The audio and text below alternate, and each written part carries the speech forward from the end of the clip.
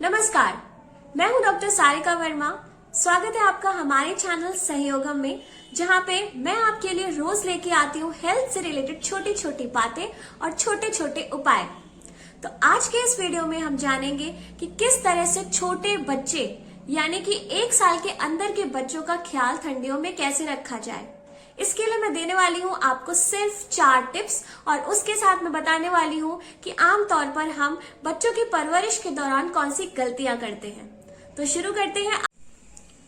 सबसे पहले हम बात करते हैं फीडिंग की, यानी कि बच्चे को दूध पिलाने की। ये तो हम सभी जानते हैं कि 6 महीने तक बच्चे को माँ का दूध ही पिलाना चाहिए, लेकिन कब और कितनी बार, ये एक इम्पॉर्टेंट क्वेश्चन है। मोस्टली देखा ये जाता है कि जो मदर्स ज्यादा केयरिंग होती हैं या मैं कहूंगी ओवर केयरिंग होती हैं, वो अपने बच्चे को हर आधे से 1 घंटे पे दूध पिलाती हैं। उन्हें ऐसा लगता है कि उनका बेबी भूखा होगा। इवन कभी कभी बेबी सोया रहता है तो उसे जगा के भी दूध पिलाया जाता है। ये एक तरह से देखा जाए तो बेबी के लिए पनिशमेंट टाइप का है। आप जरा इमेजिन करिए कि आप गहरी नींद में सो रहे हो और कोई आपको जगा के जबरदस्ती खाना खिलाए, आपको कैसा फील होगा? क्या आपको भूख लगेगी उस वक्त? जी नहीं। वैसे ही आपका बेबी भी है। तो ओवर केयरिंग ना बनिए, अपने बच्चे को टाइम पे दूध पिलाइए। प्रॉपरली देखा जाए तो बच्चे को 12 से 16 बार ही पूरे दिन में दूध पिलाना चाहिए। उससे ज्यादा बार बेबी के लिए नुकसान है, उसका डाइजेशन खराब हो सकता है। और अगर आप उसे जबरदस्ती नींद से जगा के दूध पिलाते हैं तो वो चिड़चिड़ा हो जाएगा। बेबी तभी तक सोएगा जब तक उसका पेट भरा हुआ है। इसीलिए ये गलती कभी ना करें। अपने बेबी के हिसाब से, अपने प्लान के हिसाब से अपना एक फिक्स शेड्यूल बनाएं और उसी अकॉर्डिंग अपने बेबी को ब्रेस्ट फीडिंग करवाएं। सेकेंडली मैं बात करूंगी हगीज और पैम्पर्स जैसे डायपर्स के बारे में। आजकल की मदर्स अपने बच्चे को 1 मिनट भी बिना डायपर के नहीं रखती हैं। तो क्या ये सही है? और अगर ये सही है तो ये किस हद तक सही है? आज इसी पे बात करते हैं। सबसे पहली चीज है कि जब भी हमारी डेट्स आती है, हमें पीरियड्स होते हैं, तो वो जो महीने के 5 दिन होते हैं वो किसी भी फीमेल के लिए बहुत ही ज्यादा कष्टदायी होते हैं। वो 24 आवर्स पैड पहनना वाकई में वो कितना ज्यादा पेनफुल होता है। कुछ फीमेल्स को तो इवन रैशेस की प्रॉब्लम भी हो जाती है। तो सोचिए कि अगर महीने के वो 5 दिन आपको इतने कठिन लग रहे हैं पैड पहनने में, तो आपका छोटा बेबी जिसकी उम्र अभी 1 महीने से भी कम है या 4 महीने या 5 महीने, इतना छोटा बेबी जिसकी स्किन इतनी सॉफ्ट है, उसे आप 24 आवर्स डायपर में रख रहे हैं। उसको कैसा फील होता होगा? क्या उसके लिए वो तकलीफ दे नहीं है? इसीलिए बेबी को डायपर हर वक्त ना पहनाएं। जब भी आप कभी ट्रैवल कर रहे हो, आप किसी फंक्शन में जा रहे हो, उस 2-4 घंटे के लिए आप बेबी को डायपर पहना सकते हैं। लेकिन अगर आप 24 आवर्स घर पे रह रहे हैं तो प्लीज अपने बेबी को डायपर ना पहनाइए। बेबी की स्किन बहुत सॉफ्ट होती है, वहां पे रैशेस निकल सकते हैं, स्किन इन्फेक्शंस हो सकते हैं, टैनिंग हो सकती है और वो जो स्किन की सॉफ्टनेस है वो लूज हो जाएगी।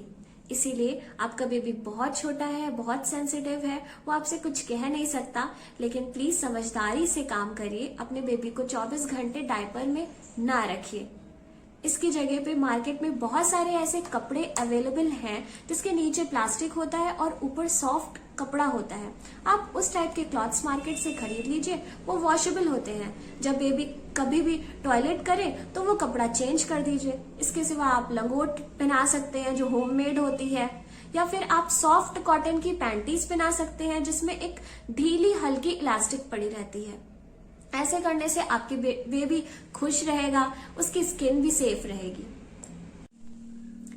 थर्ड पॉइंट में हम बात करेंगे कि स्पेशली ठंड के मौसम में 1 साल के अंदर तक के बच्चों को कितने दिन के गैप पे नहलाना चाहिए। बाथिंग ये एक ऐसी चीज है जिसका इम्यूनिटी से डायरेक्ट कनेक्शन है। आप जिस तरीके से अपने छोटे बच्चे की परवरिश करेंगे, बड़े होके आपका बच्चा वैसा ही होगा। उसकी इम्यूनिटी वैसी ही रहेगी जिस तरह से आपने उसकी केयर करी होगी बचपन में। इस चीज को मैं एक एग्जाम्पल देके समझाती हूँ। कभी आपने गरीब बच्चों को देखा है? ठंड के मौसम में भी वो पतली सी स्वेटर में पूरी ठंडी काट देते हैं, बिना शूज पहने, बिना सॉक्स पहने, और उन्हें कुछ नहीं होता, कोई कोल्ड कफ फीवर कुछ भी नहीं होता है। क्यों? क्योंकि उनकी परवरिश वैसे हुई है, उनकी बॉडी को पता है, उनकी बॉडी ऐसे क्लाइमेटिक चेंजेस को झेल सकने के काबिल है, उनकी इम्यूनिटी स्ट्रांग है। इसीलिए मैं कह रही हूँ कि जिस तरह से आप अपने बेबी को रखेंगे उसकी इम्यूनिटी वैसी ही बनेगी।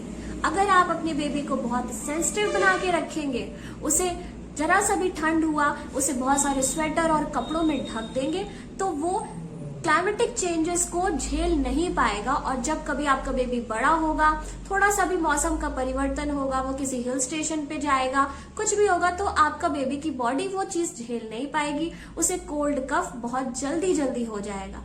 इसीलिए बेबी को नहलाना बहुत ज्यादा जरूरी है। अगर आपका बेबी छोटा है, सेंसिटिव है, और आपको लगता है कि आपके बेबी को बहुत जल्दी जुकाम बुखार हो जाता है, तो आप एक टाइम फिक्स कर लीजिए, दोपहर का टाइम, 1 बजे 2 बजे का टाइम। उस टाइम पे आप हल्का गुनगुना पानी करिए और बस थोड़ा सा अपने बेबी को नहला दीजिए। और अगर आपको लगता है कि नहलाना, बहुत ठंड का मौसम है, नहलाना सही नहीं है, तो वार्म वाटर से एटलीस्ट अपने बेबी की बॉडी हर रोज वाइप कर दीजिए, उसके सारे कपड़े बदल दीजिए। और अपने बेबी को बहुत ज्यादा कपड़े पहनाने की जरूरत भी नहीं है।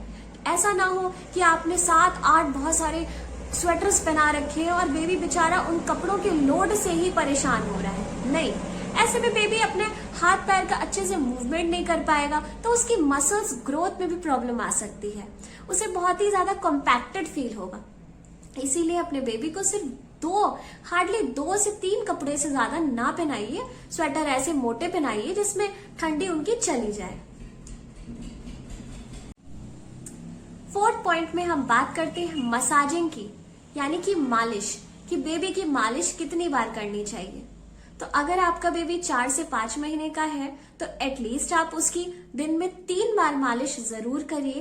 और अगर 1 साल तक का या उससे बड़ा बेबी है तो एटलीस्ट 1 बार नहाने से पहले उसकी मालिश जरूर करिए।